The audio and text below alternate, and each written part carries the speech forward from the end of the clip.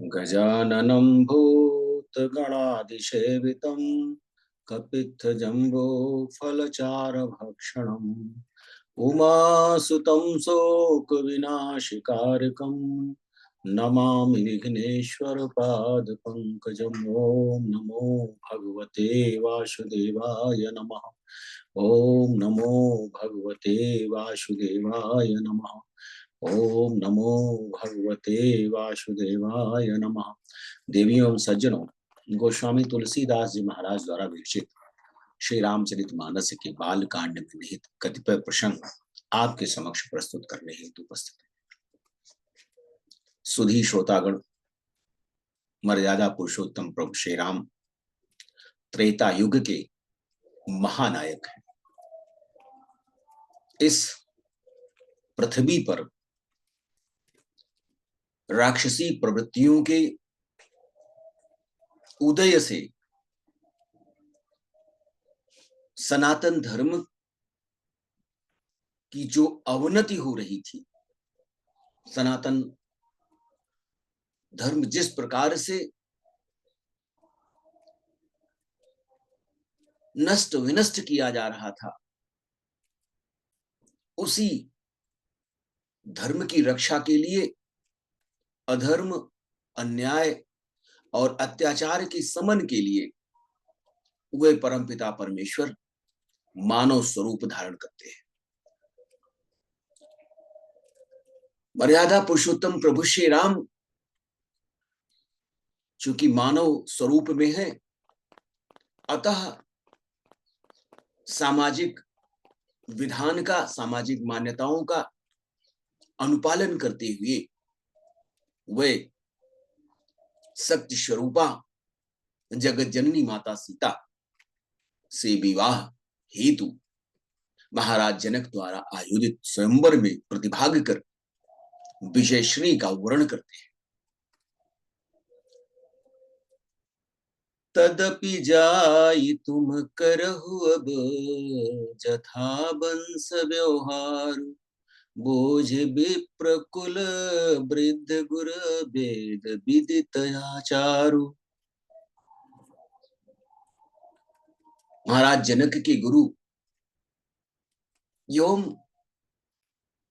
परम ज्ञानी ऋषि विश्वामित्र जी महाराज जनक को अपने कुल के अनुसार व्यवहार करने की सलाह देते हैं। महाराज जनक विद्वानों से, अपने परिवार के वृद्ध बुजुर्गों से और गुरुओं से पूछकर वेदों में वर्णित विधि के अनुसार जैसा आचरण हो वैसा करते हैं। दूत अवधपुर पठवहु जाई, आनहि नृप दशरथ ही बुलाई। मुदित राव कही भले ही कृपाला, पठे दूत बोलिते ही काला। गुरु की आज्ञानुसार अयोध्या, महाराज जनक जी अयोध्या को दूत भेजते हैं।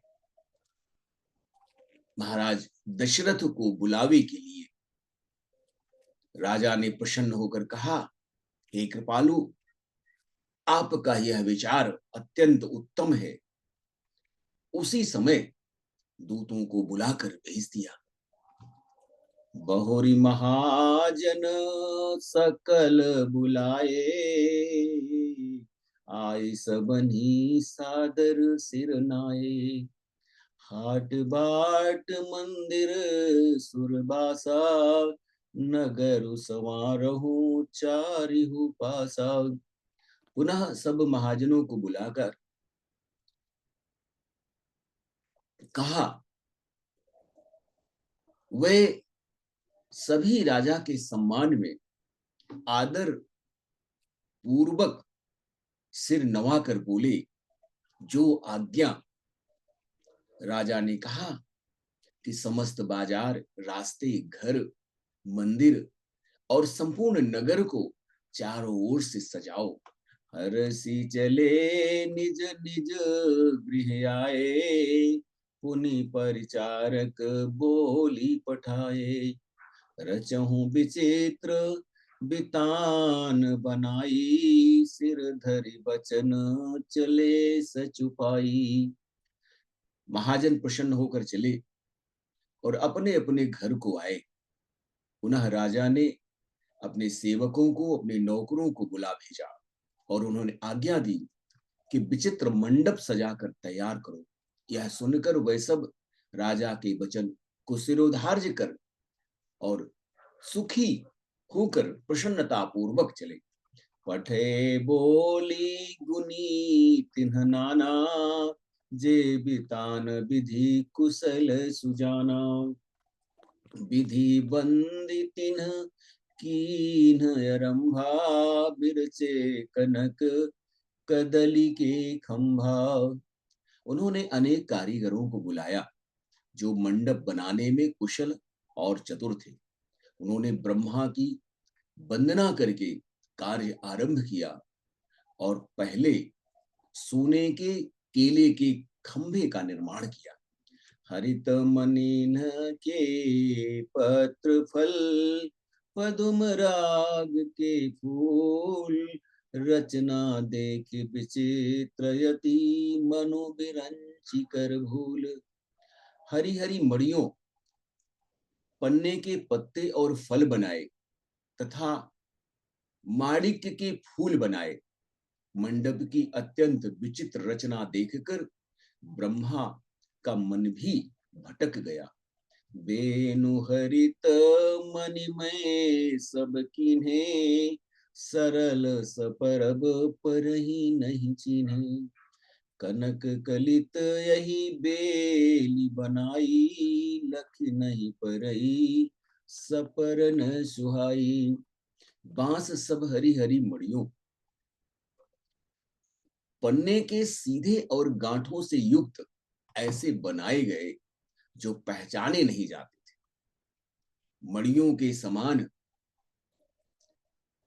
प्रतीत हो रहे हैं अथवा साधारण प्रतीत हो रहे हैं। सोने के सुंदर पान की लता बनाई गई जो पत्तों सहित ऐसी प्रतीत हो रही थी कि जानो मानो सत्य ही हो। तही के रची पची बंध बनाए, बिच बिच मुक्ता दाम सुहाए। मानिक मरकत कुलिस पिरोजा, चीर गोरी पची रचे सरोजा। उसी नागबेली की रचकर और पच्चीकारी करके बांधने की रस्सी बनाई गई। बीच बीच में मोतियों की सुंदर झालरें हैं। माणिक, पन्ने, हीरे और फिरोजे, इन रत्नों को चीर कर, कोर कर और पच्चीदारी करके इनके लाल, हरे, सफेद और फिरोजी रंग के कमल बनाए गए। किए भृंग बहु रंग बिहंगा, गुंजहि को जही पवन प्रसंगा। सुर प्रतिमा खंभन गढ़ी काढ़ी, मंगल द्रव्य लिए सब ठाढ़ी। भौरे और बहुत रंगों के पक्षी बनाए गए जो हवा के सहारे गूंजते और पूजते थे। खंभों पर देवताओं की मूर्तियां उकेरी गई जो सब मंगल द्रव्य लिए खड़ी थी। चौके भांति अनेक पुराई, सिंधुर मणिमय सहज सुहाई। गज मुक्ताओं के सहज ही सुहावने अनेकों तरह के चौक पूरे गए। सौरभ पल्लव सुभग सुठी, किए नील मणिकोरी। हेम बौर मरकत घवरी, लसत पाट मय डोरी। नील मणि को कोर कर अत्यंत सुंदर आम के पत्ते बनाए गए। सोने के बौर, आम के फूल और रेशम की डोरी से बने हुए पन्ने के बने फलों के गुच्छे शोभायमान है। महाराज जनक की नगरी को इस प्रकार से स्वर्ण जटित किया गया, विभिन्न मोती माणिक्य से सजाकर इस प्रकार शोभायमान कर दिया कि ब्रह्मा भी अपनी रचना को देखकर लज्जित महसूस करने लगे। स्वर्ग में निवास करने वाले देवताओं के मन में भी उस महाराज जनक की राजधानी में आकर देखने की लालसा उपज गई। ऐसा मनोरम दृश्य इस पृथ्वी पर न पहले कभी उपस्थित हुआ था और न कभी हो सकेगा। महाराज जनक ने जनक नंदिनी के विवाह विधि विधान से वैदिक रीत से संपन्न कराने के लिए महाराज दशरथ को आमंत्रित किया।